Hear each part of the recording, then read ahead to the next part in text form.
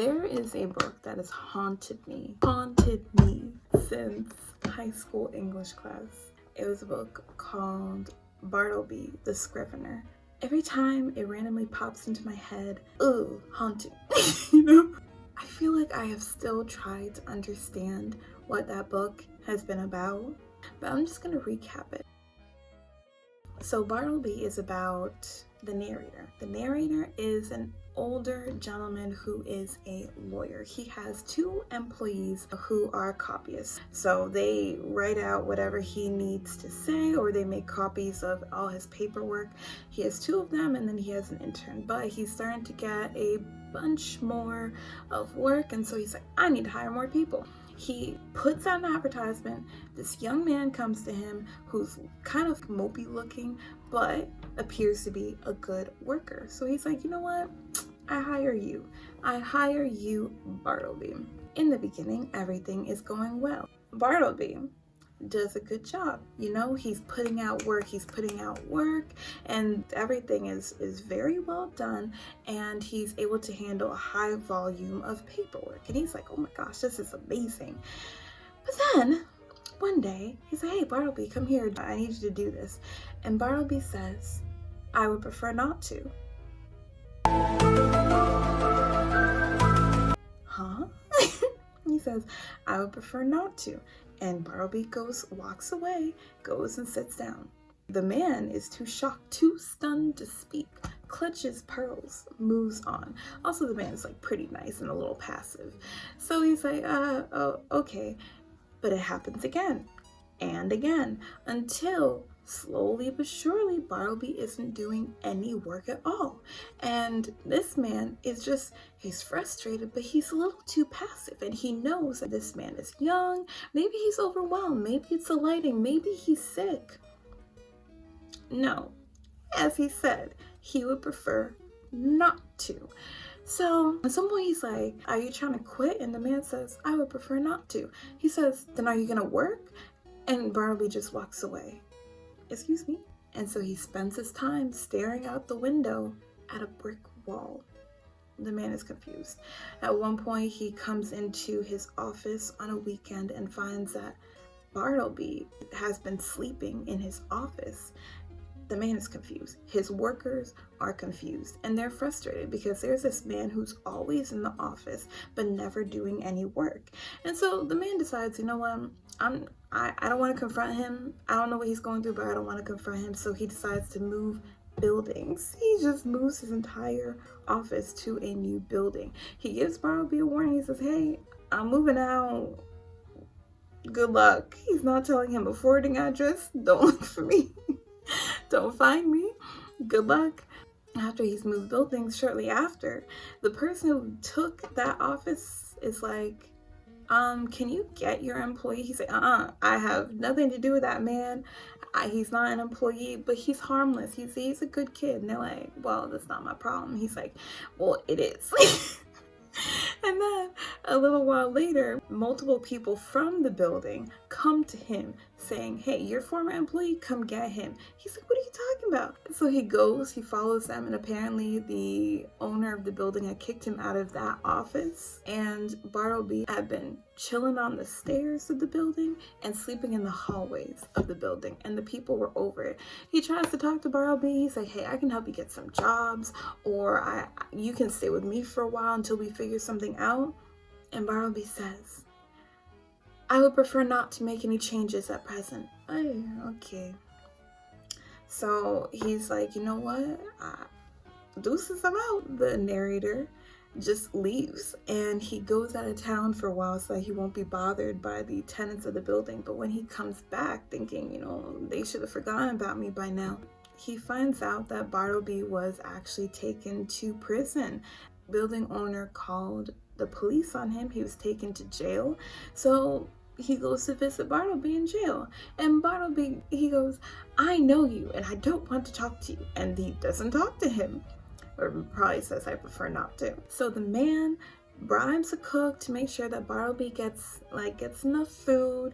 You know, he's still trying to take care of him. But when the man comes back to the prison to visit Bartleby again, he finds out that Bartleby has perished Exnate is no more because of starvation, because he had preferred to not eat.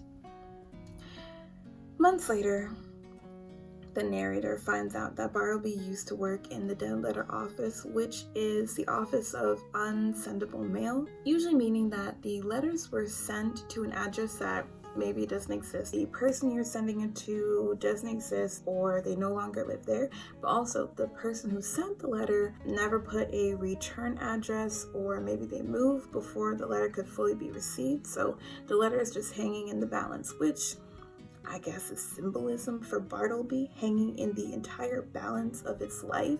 And people have said like so many things about this short story and like what it signifies, and anti-capitalism. And I'm over here like, okay, but what did he prefer? So here's my rewrite. Or maybe not rewrite, because I think the story is good on its own.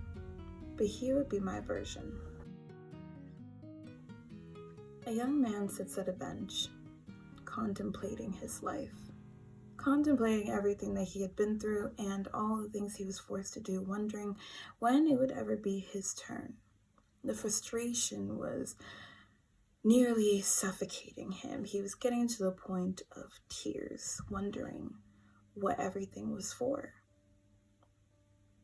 He had done what others had asked of him. He had done what was expected of him. And he had done things he hated because it was what he was told to do. It was what was expected of him to do.